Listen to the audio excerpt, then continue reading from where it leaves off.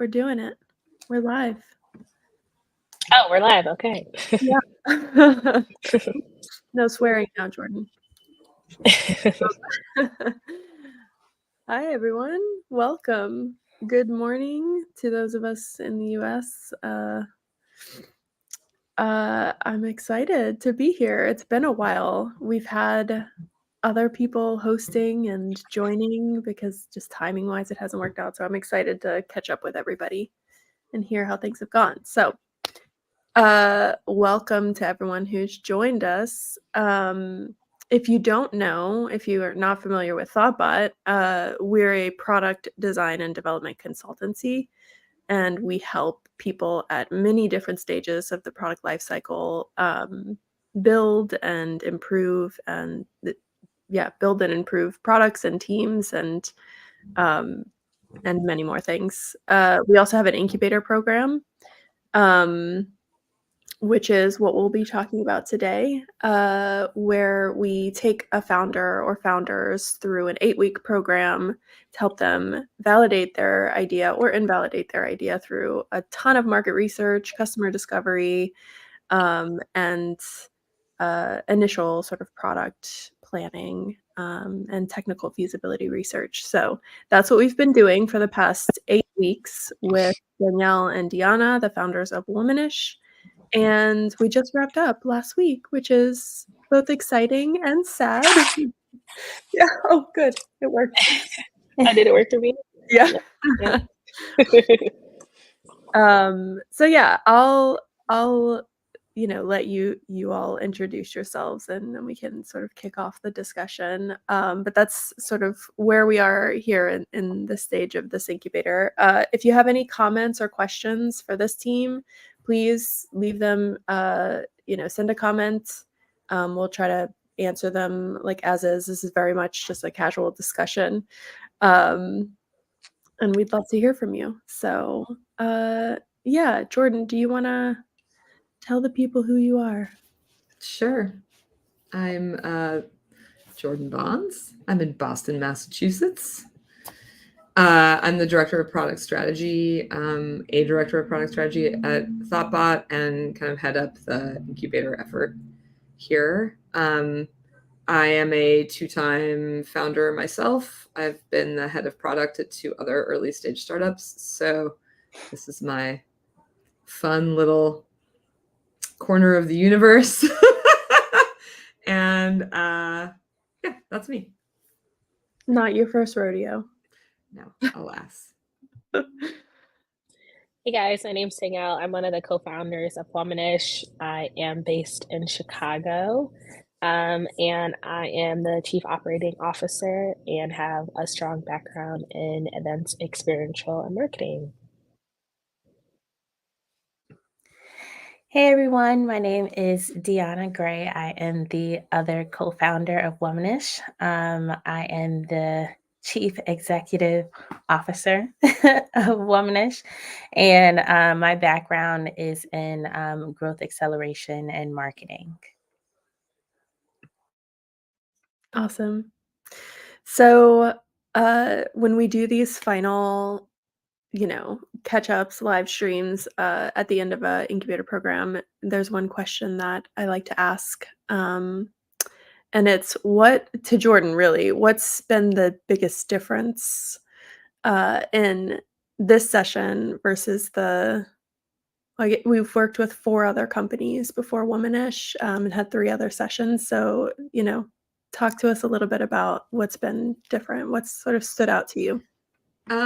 I'd say the biggest difference here is that Danyelle and Dionna came to us like with a community that they had built and an experience they had built. So they had it was an in-person thing. It had like no software component from an innovation standpoint. And so, but they had something in hand, which really helped us, helped accelerate certain aspects of the programming because there was a community we could reach out to who understood the brand. There was a strong brand.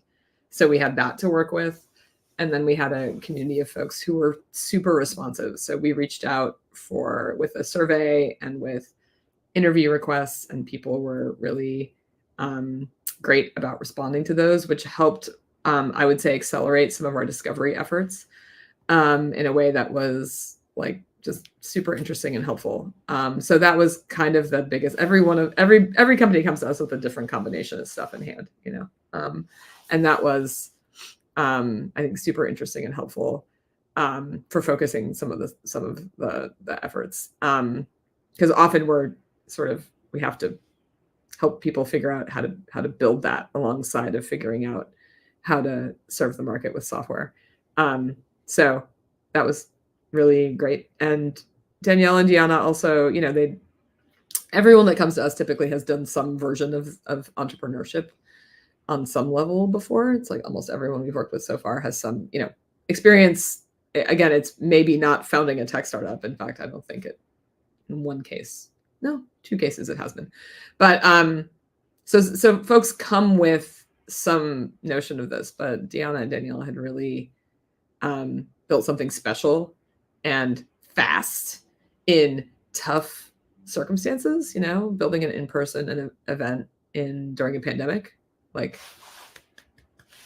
how'd you do that? So anyway, it was great to be able to learn as much from them as they were learning from us. It was really like our powers combined kind of moment. So that was cool. I love it. How did y'all do that? We don't have to get into that.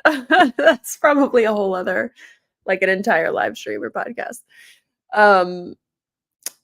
I guess a good follow-up though is are there any main sort of takeaways or differences that you found in building, the first version of Womanish that was focused on in-person events, albeit during a pandemic, differences between, that experience for you all as founders and now focusing on a new software opportunity?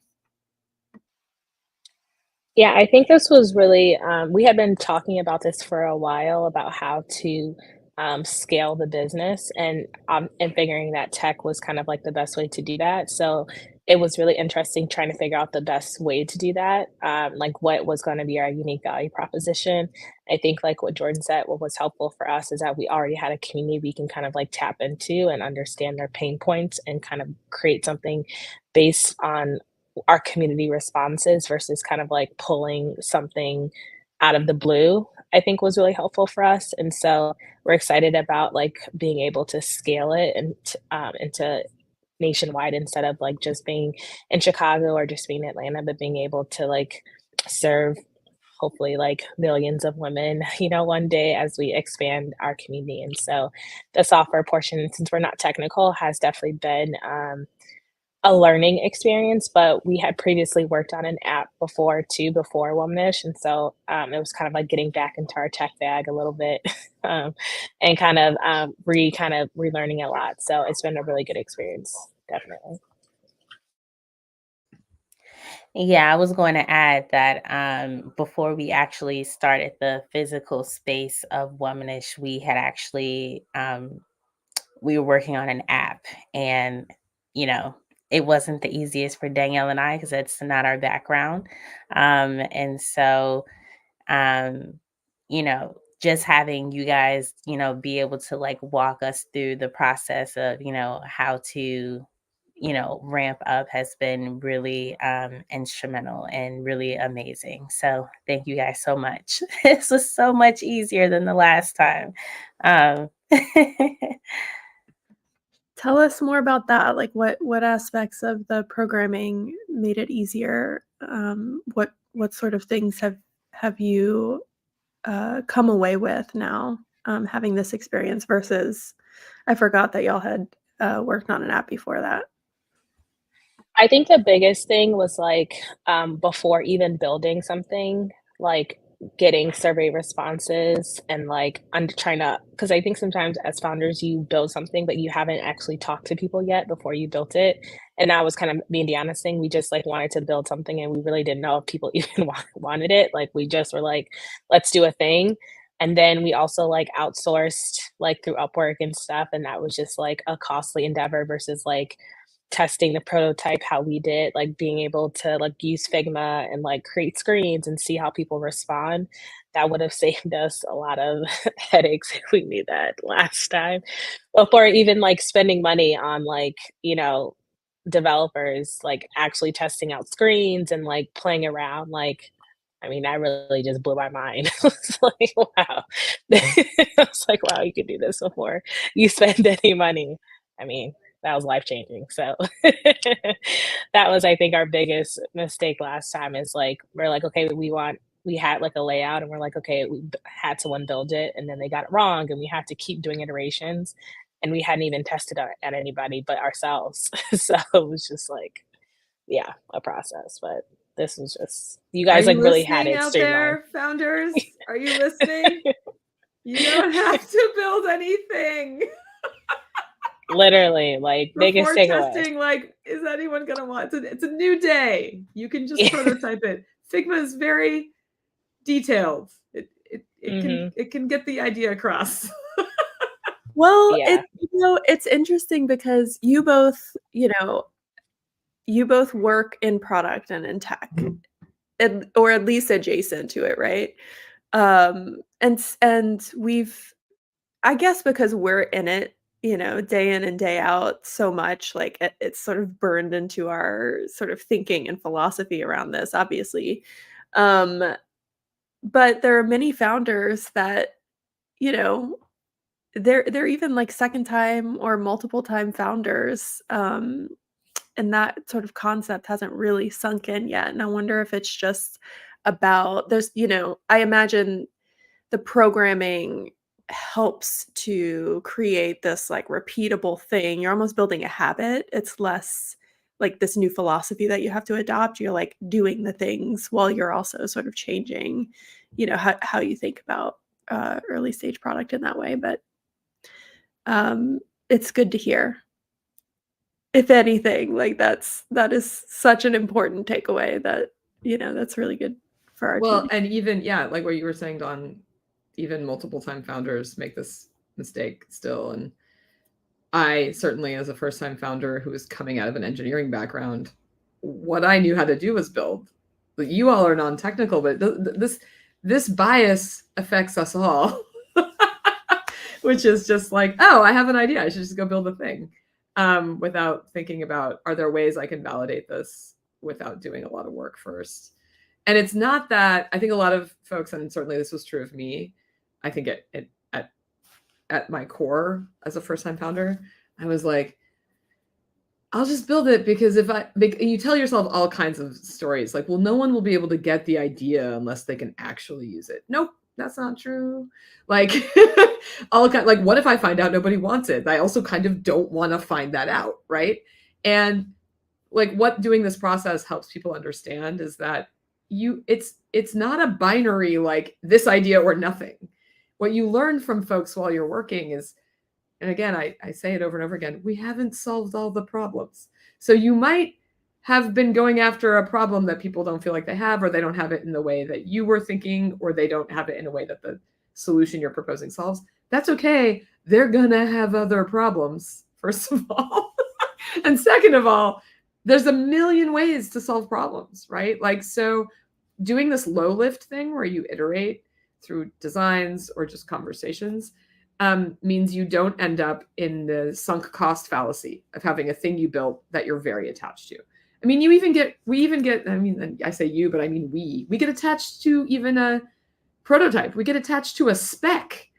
And so part of my effort in the incubator is to forestall doing any of that as long as possible, which makes people very uncomfortable. They're like, when are we going to like do when are we going to talk about the actual thing? And I'm like, we're going to not do that for as long as we possibly can, because as soon as we start doing it, we're all going to get really attached to it. And then we will not be able to hear when people are telling us very clearly that it's not interesting to them, which, P.S., again, I did all of this wrong. I'm not saying this is like we all do this wrong. Like, you made a thing. You feel attached to it. You feel proud of it. Like, of course you do. That's not bad. So the challenge is to just do a lot of them, do it over and over again, get yourself used to that feeling of like, oh, this assumption was wrong, but now I understand better. And there's so many other opportunities. And now I know these are good opportunities. I'm not going to waste a lot of time and money chasing the opportunity that wasn't good. Anyway, it bears doubling down on this point. But I'm super glad to hear that you all found that valuable, and that you're reflecting on your previous experience with it, because I think that's also like really important to be like, if I had known this before, how would I have done this differently? I think it's funny you say like that you don't want people to tell you also that it's not a good idea, which is like kind of silly if you think about it, right? Because it's like you like if you're building something for people, like if they don't want it, then like you shouldn't stop building. You should stop building it. But it's like you're like, I don't want anyone to tell me no. Like I want to I just build this know. thing. Well, because It's so often funny. if you've gotten to the point where you're building something, you've been thinking about it for so long Mhm. that you've actually been iterating on it in your head. You've been Yeah. dreaming, oh, it could be this, it could be this, it could do this. You keep adding features in your mind, right? Which is another reason why I tell founders, and this is so tough. People are like, I've got this idea, they'll tell me. And I'm like, great, go talk to some people about it. And they're like, oh, I'm not ready. And I'm like, why are you not ready? The sooner you start talking to someone else about it, the sooner you start validating like anything at all. Because the longer that sits in your head, the more you're going to perfect it in your head.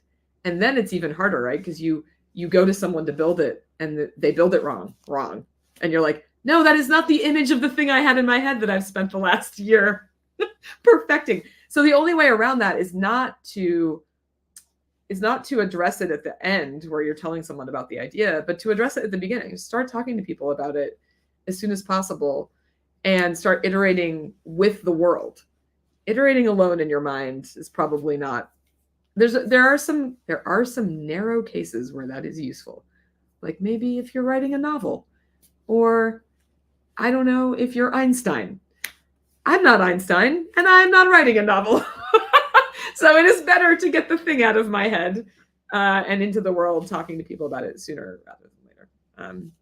And you're right, Danielle. It's like one of these funny things where once you start thinking about it, you're like, what? Like, am I really gonna? And in my case, I wasted 18 months and like $125,000 of angel investment building a thing I had literally not shown to a single person. Like, I'm not joking, y'all. Like, and that's even small. I work with founders now who waste way more time and money than that. So I'm glad to hear that landed. Success. Well, I think that we've got some other folks in the comments that have had similar experiences. Tom said, it's not about measure twice, cut once. It's more about challenging your conviction on the problem and solution before you get too invested in it, emotionally, intellectually, and in effort and money. Yes, Tom. So this made me think though, I have two questions queued up in my head. Jordan, there is something though about uh, the process of failing, the process of going through that, that, on one hand has been kind of made as a sort of rite of passage for founders, right? But, on the other hand, people like us are constantly like, please let us help you avoid mistakes and reduce your risk. So, like, talk about that a little bit. How do we balance those two things? And maybe Danielle and Dionna, if you have sort of thought about that through this process, I'd love to hear them answer that Yeah. first. Like, you all go, then I'll talk. So you were saying how do we balance the handling the costs? Is that what you're saying? The need to fail in order to, like, make progress really versus mitigating risk. Yeah. One of my like favorite quotes is fail forward fast. I think one of the biggest things that entrepreneurs are like super scared of is failing, but failing is necessary. Danielle and I have failed so many times. Before we had anything that was, good to put out to the world, when people came and saw Womanish, they were like, oh, wow, this is so amazing. But they didn't know that it was like 6 years of failure previously to this, you know? So, um, failing is necessary. It helps you learn. It there are hard lessons that I think that you will need to know as you scale. And sometimes you just don't know what you don't know. And so it's also good to have people like ThoughtBot around you so that you can minimize your failure, right? And so having ThoughtBot kind of walk us through different processes like validating the idea, um, creating the prototype so that we can show people, seeing what features work and different things like that. Those are failures that we didn't have to learn on our own, that, didn't have any, like a huge sunk cost associated to it.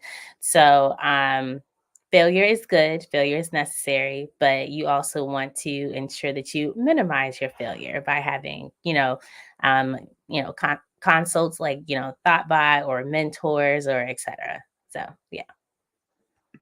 So fail fast and cheap. Yeah, Absolutely.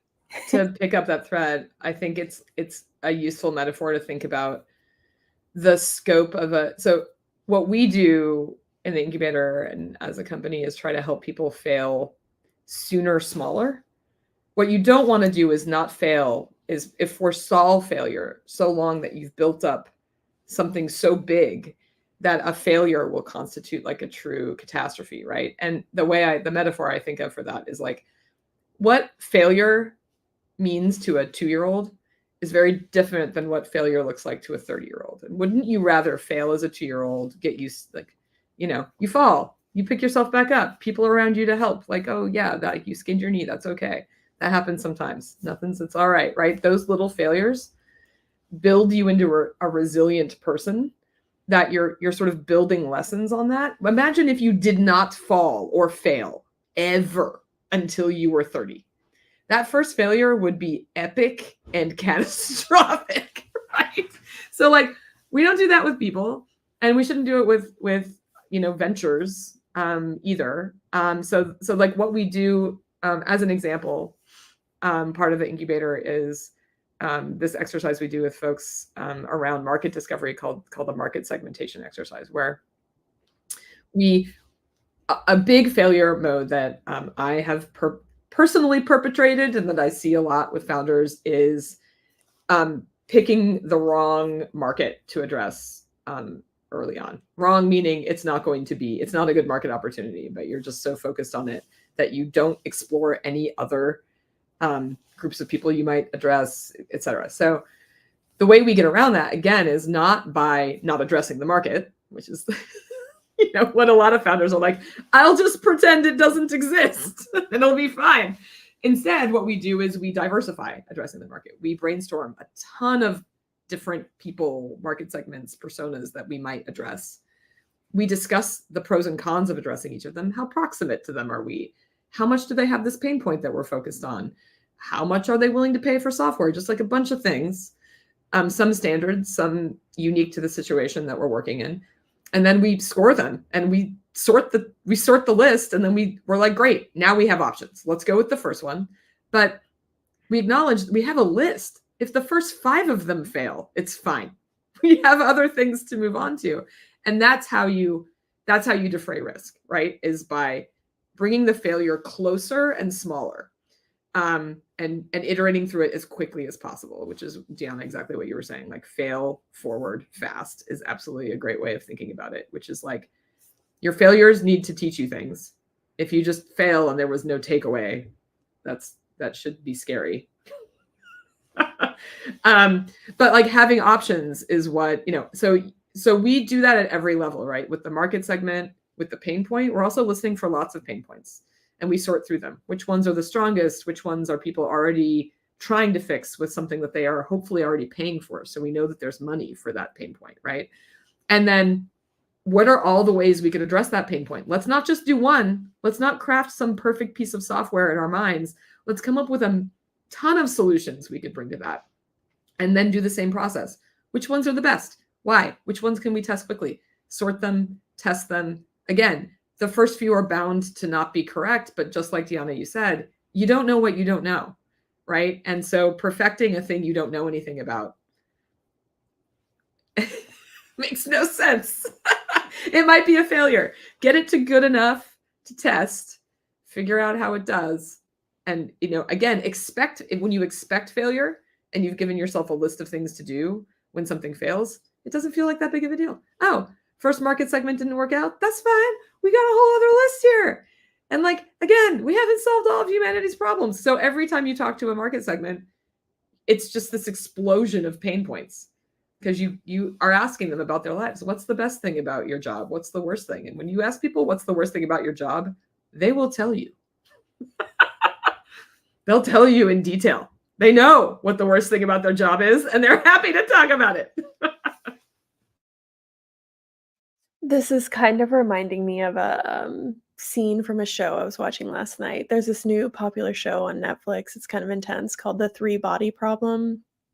I don't know if y'all have checked it out yet, but anyway, someone who is not experienced in spying or espionage in any way has to go in and gather intelligence for this group, right? And there's something that the sort of head guy on the intelligence side said, and it was like, the longer you stay in there, the more we'll know, or the more information we'll get, the more we'll understand, right? And he was coaching her about you just have to go and listen. You don't have to you literally don't have to say anything. All you need to do is prompt people and listen. And I'm like, this is like product work. You gotta meme that. We gotta make that a meme. Yeah. Yes. The longer you stay, the more you listen, the more you don't talk. It's gold. Yeah. I mean, I tell people this as a sort of as a joke, but truly some of the best user interviews or customer interviews I've done, it's like we get into the call. I'm like, hey, here's me. They're like, here's me. I'm like, tell me about your job. I literally say nothing else for an hour. All I say is tell me about your job. And people are like, oh, my job, and then they just monologue. And it's like gold if you know what you're listening for. That's awesome. So much of what humans should be focused on is learning how to actively listen. Okay, so Dionna, were you going to say something? You unmuted. I can stop talking. Yeah, no, I was just gonna say that concept is just applicable across just so many things. Like if you're in sales, they tell you that the best salespeople, they just sit and let the other person talk the most. So it's just different. Learning how to actively listen is something that humans struggle with, that we need to learn how to do better at. So for sure. That's another, I think, key sort of load-bearing philosophy in the incubator program, which is we are aiming at something. We're trying to get better at something all the time. And this fits into the failure thing. We're going to fail in little ways constantly. And that goes for customer interviewing too. What I always say to folks is here's what we're trying to do in a customer interview. We want to listen. You want to prompt people, give them open-ended questions, and then just listen. We're all going to fail at that. You get excited. You're a social person and you're like, ooh, they just talked about something I'm really excited about. And you catch yourself being jumping in, leading the witness. We talk about that a lot, where you say, you get, especially if they hit on something that actually is very germane to what you're doing. You want so badly to be like, ooh, that's exactly the thing that we're building. You get really excited, but you have to just not do it.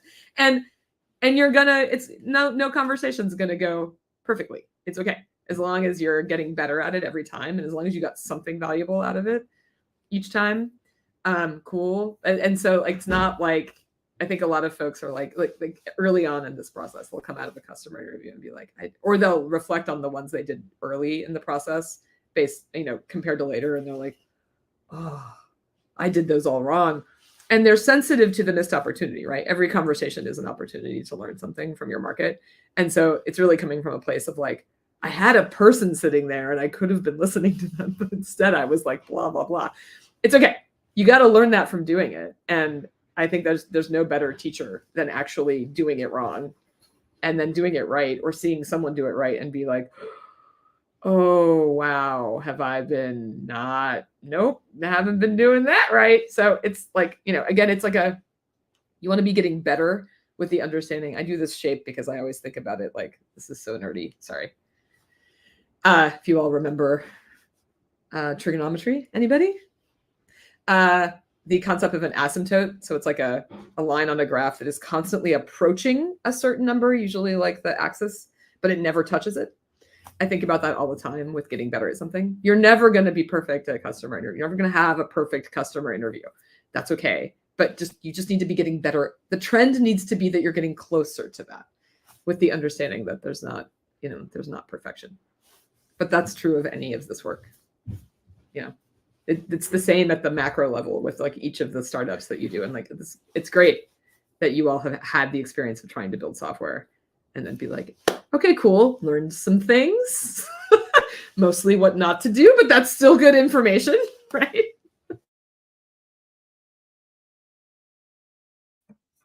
I haven't thought about trigonometry in a really long time. But it seems like a concept that's like fresh in your mind, which I really appreciate.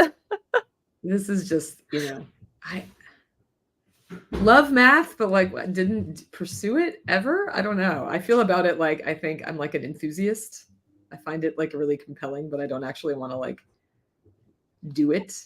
But engineering, you get to do a lot of like weird things like that. And in particular, Dawn, the reason that it's fresh in my mind, I was just as shocked as anyone that I ended up using trigonometry actively in my adult life. But the place I used it weirdly was in animations, when you're animating anything. But like as a front end engineer, I was at the time where I was doing front end engineering, I was having to like use JavaScript to sort of like animate things. And the sort of sine waves and different kinds of curves, sort of will determine the sort of how something moves. Like, does it accelerate quickly into the movement? Does it slowly ramp up? And then like, that's all trig. And it was, when I was doing that and digging into it, I was like, oh my God, I'm using trigonometry. It's happening. I was like, people of Earth, you actually might use trig. In a fun way too. It was like not boring or Anyway. Well, maybe we'll eventually convince the education system to, I don't know, like teach programming as a way to learn trigonometry. Anyway, we diverge, or we digress. We do something. Why don't Danielle and Dionna, you tell us about what's next for Womanish, for the community, for the product opportunity? Yeah, so right now we're applying for a couple accelerators to hopefully get funding. Also going to start hosting some events. Sorry, can you guys hear me? My internet is terrible at this location. We Okay, can Dionna. now, yeah. I was going to say Dionna can. I'll let Dionna take over. She knows where I was going. Yeah. So right now we're just looking at alternative ways to get funding. So like Danielle said, applying to accelerators. We have like a few other creative ways that we're trying to get some money. But once, we're really excited to hopefully get into one of the accelerators that we've applied to. And, with that, we're going to be opening up our next location and then also launching this software in beta. I think that we're going to launch the software first because it'll be a lower ramp up cost, hopefully. And so, but yeah, so just doing that pretty much. We're so excited. And yeah, thank you guys. We left with something that we can actually take to someone.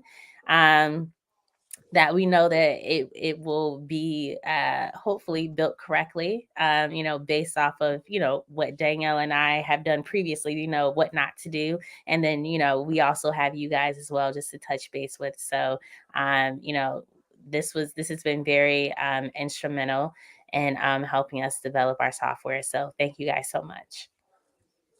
Yeah, I know the team really enjoyed working with y'all and on this concept. So it sounds like there's lots to stay tuned about, especially because y'all are continuing to expand the community. Is there anything that y'all are needing, like sort of things to put out to the universe or our audience, rather, uh, that would help immediately with some of that? I think you guys can subscribe to our newsletter just to kind of stay up to date on what we're doing. We don't have exact dates yet because we're still in the process of funding, for a better term. But yeah, I think just staying up to date with our newsletter. Hopefully, we'll be able to launch in beta by the end of Q2, beginning of Q3, for the software. And so, yeah, or follow us on Instagram, but the newsletter is going to be the best way to kind of stay updated with us. And you can sign up for the newsletter on our website. It's wearewomanish.com. Yeah. I was just about to Yeah, ask where we can find you. Go ahead, Danielle.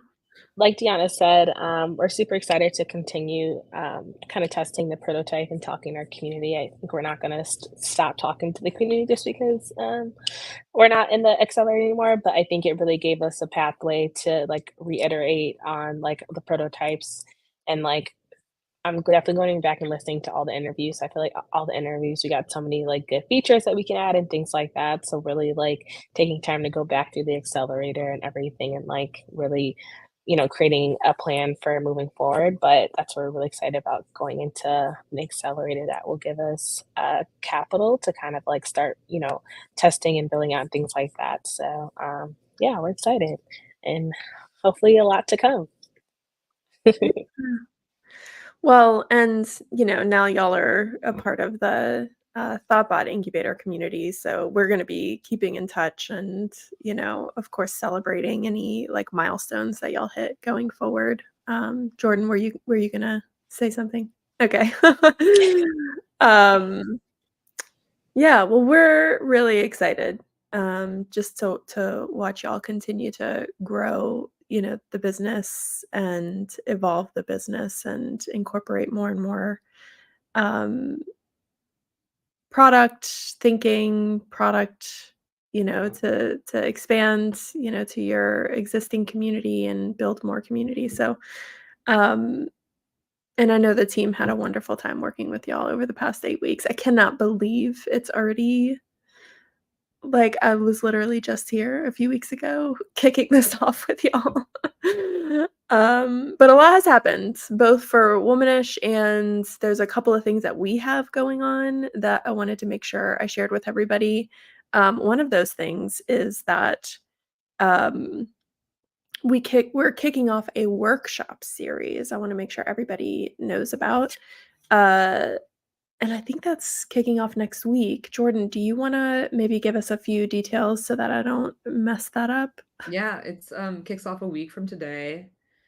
It takes the content of the incubator program that we run, and which is also the same content that we have in our customer discovery playbook, and just sort of does it as a workshop series. So you won't get what Dionna and Danyelle got, which was like a devoted product team working with you full time on your idea, but it's a lot of the same content to sort of help people think clearly about how to take next steps. It's really a great, so it's 7 sessions once a week, 90-minute sessions once a week for 7 weeks. And the idea there is to really help people who have a startup idea, but maybe haven't taken very many steps toward making it real, like how to go about it. What can you do first? What can you do in a lightweight, scrappy way where you're not quitting your day job and setting your life on fire, but like validating some aspects of the idea before you make a leap like that. But it's a workshop, so it's a working session. So we'll talk a little bit about the content and like things you can do. I will talk about past kind of case studies of examples of that work, but then we will also work together, a small group of founders, and we'll work together on each founder's idea. Like how does this relate to what you're working on? So it's really, getting our hands dirty. I really believe in like, helping. It's not just high level content. It's also tying that content to your specific situation, trying to do that sort of in a workshop series while we have the application window open again for the incubator. So it's sort of like a thing to do in between to give folks who maybe the timing isn't right for the incubator, or maybe you've applied to the incubator before and not got in, but you want to get some of that intel. So you can go, what is the URL, Don? Give us the URL. I don't remember. I think that it's like, sorry, someone needs to find this. Why did we not do this? Well, first things first, because we do, while you look for that, I'll talk about the incubator page. I got it. Our applications are open for the incubator. So if you are a founder or an interested founder, have a product idea, and want that like more dedicated programming, you can go to thoughtbot.com/incubator to both get more information about the program and apply. And Jordan, did you find the URL for the workshop? Yeah. And so Jordan will give you the URL for the workshop, but I can't put it in the. Yeah, that's true. You do it. Not like a video call. No, it's not. We'll follow up in the comments on what that is, but you can find it on our website, and you can essentially sign up for it directly from our site. You can sign up for individual sessions or the whole thing if you want. It's really designed to work with you sort of wherever you are. And I think it's like Jordan said, it's going to be pretty tactical. Like there will be things that you can take and go do, like homework, if you will, that will help you to initiate all that work of researching and validating on your own. So I think it'll be great. Yeah, was there anything else? Oh, so the application windows open, and that's thoughtbot.com/incubator. That's easy URL. The workshops are at thoughtbot.com/vision to value workshops. Each of those words is separated by a dash. We will also maybe put it in the little headline thing. I don't know. Is there a way we can add this? Anyway, sorry. We clearly are like promotion machine over here. Like really, really good at this. No, yeah. I can't design on a whim, unfortunately. But we'll follow up in the comments. Don't worry. Yeah, and speaking of, that's funny because somebody Tom in the comments said Jordan should write a book, which I totally agree with. But well, I don't, because there's really like 3 books that we're kind of teaching out of in the incubator that I suggest everybody read. So the book I would write has already been written by someone with a much higher profile than me, and it's called The Write It, and it's by Alberto Savoia. And it's just all about how to scrappily validate your business idea without spending a lot of money. And he has a ton of great examples in there. He is also a failed founder. Nothing like failure. So just really clarify. Anyway, but he's also a successful Google guy. So he has it's not merely a failed founder. Yeah. But he was like, wow, failing really was painful. And he did the thing. He marched off building something at great cost in both time and money, and was like, was there a way we could have seen that coming much sooner? So it's a great, very tactical book. That one, another one that we teach in the incubator is called The Mom Test. And that one's just a real short read about how to do customer interviews in a way that you get the information you need and are not just rolling into a conversation like, I have an app idea. Don't you think it's good? Tell me that my idea is good, which is mostly how first-time founders, including me, talk about what they're up to. So that's another great tactical book. And then to round out the trio, Continuous Discovery Habits by Teresa Torres is just a fantastic book about taking what you're hearing from customers. How do you take that and turn it into a product? How do you figure out what to build when? That's been like largely this sort of like art, not science, but she really breaks it down and gives you a path to follow and exercises to do. These are a trio of very tactical books. And that is for a reason. It's because as a founder, there's tons of advice out there to founders, but it is all extremely high level and just really not actionable. And when you're sitting there with a specific thing in front of you and people are telling you, fail fast, you're like, cool, okay, I'll go do that. Like, what does that mean? Right? Like, there's all these like sort of aphorisms out there. Like, you have to build something that can scale. Well, actually, don't build something that can scale first. If you're thinking about scaling before you've gotten a single user, you've got your mind in the wrong place, right? So like a bunch of different things where there's just all this information out there, and it's just really hard to translate into action for you. And so those books I found to be much more tactical in their advice. And really, there's a ton of other great stuff out there. I don't want to minimize, there's other great books, but those three I think really get at find a market opportunity that's viable, talk to the people in that market about their pain points, turn those pain points into software. That's, if you do those three things to start, the rest of it, how to incorporate, how to set up a cap table, like, okay, fine. But if you don't have a market opportunity that is valuable, none of that stuff actually really matters, right? And so I find that trio of books to just be really, anyway, that's the book I would write. I would just take all three of them and I don't need to write that book. I don't know. I would love to write a book. It would be fun. I think another thing that's really valuable is case studies. What, you know, when has this happened before? And I know Dionna and Danyelle are probably sick of hearing me be like, okay, here's a story about a time that this happened to me, or like 5 of them.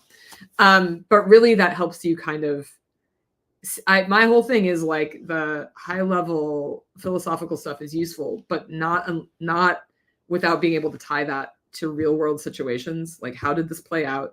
And then furthermore, to tie it to my situation. How is this going to play out for me? And that's really what the incubator does in grave, concentrated detail. It's what this workshop series is for. And the customer discovery playbook that's also on our website, that's part of Thoughtbot's overall playbook, has all these exercises in there too. But again, it's a very different thing to get someone in the weeds with you holding the bat. No, hold it like this, not like this, right? Like, that's kind of what founders need. Sorry for the sports metaphor. I gotta find some other metaphors that are not sports. Anyway, you know what I mean? Like tactics, techniques, skills. I think that's what's like really missing in the marketplace of ideas around entrepreneurship. And so that's kind of where I'm focused. There's plenty of high level stuff. That's great. But I know for the founders I work with that like connecting that to the specific challenge they're in front of right now. I got, you know, specific things like I need to find a lead engineer. Okay, do you? How do you? Like those kinds of conversations are what really help move people forward in the moment. And so that's the kind of stuff that I'm focused on. Sorry, I get very passionate talking about this, muting myself. No, it's great. So yeah, I was just gonna say that like basically all of this information and experience that you've had and that our team has had has been distilled into this customer discovery portion of the playbook, which, you know, you've already talked about being a very tactical way to approach. It's not, you know, one for one necessarily on programming, or in a lot of ways it is, but it also incorporates some of our other design thinking processes and a general sort of approach to early stage product work. Or not just early stage work, because that implies that it's just for founders. It's really for anybody who's got a new business, new venture, new product idea. And or if you have an existing product idea, but you're having a hard time, like, you know, sifting through your backlog, this is a great process. Like if you got a backlog like 9 years long and you can't figure out, it just seems like it's full of good ideas, but you don't know which one to build next. This process also works for that. It also works for you've nailed product market fit with one market, but you don't know where to go next. There's like that. I just finished. I'm very like worked up about this because we just finished the last chapter of the Discovery Playbook, which is about running this as a process over and over again. Because that's kind of the thing is like, yes, you have to do this at a very early stage, but you kind of keep doing it. You win product market fit over and over again and expanding successive markets. And so you need to keep this muscle alive. It's really not about, oh, people talk about this like, oh, we did a customer discovery sprint. I'm like, your business is customer discovery. There's not like a sprint where you do it and then you stop. Anyway, so yes, this is great for folks with a new idea or like a new product, if they're trying to launch a new product, even though they have an existing product. It's good if you have a unruly, never-ending backlog. It's good if you've nailed product market fit, but you don't know what to do next. It is how to make something that people love and want to pay for. That's what it is. Whether that's 0 to 1 or 10 to 100 or whatever the phrases people use with the numbers. Okay. Again, I will stop talking. 99 to 100. No, that's awesome. So check out the Womanish website to get be a part of that community. Check out our incubator page to get more information on that and apply or sign up for updates. Check out this workshop link that I did manage to put up in a in a banner if you're interested in participating in that. And you can check out our customer discovery playbook, which is a part of the bigger ThoughtBot playbook, and run the process yourself. But we're always here if you need help. But if you take one CTA out of this, which is really what we should have said, go to wearewomanish.com. That's the one. Yeah, most important one there. That's the most important one. I mean, honestly, like I'm excited about being a part of that community. And maybe one day in Austin, go to one of these exciting interactive events. Cool. Well, thanks everyone. It's been lovely.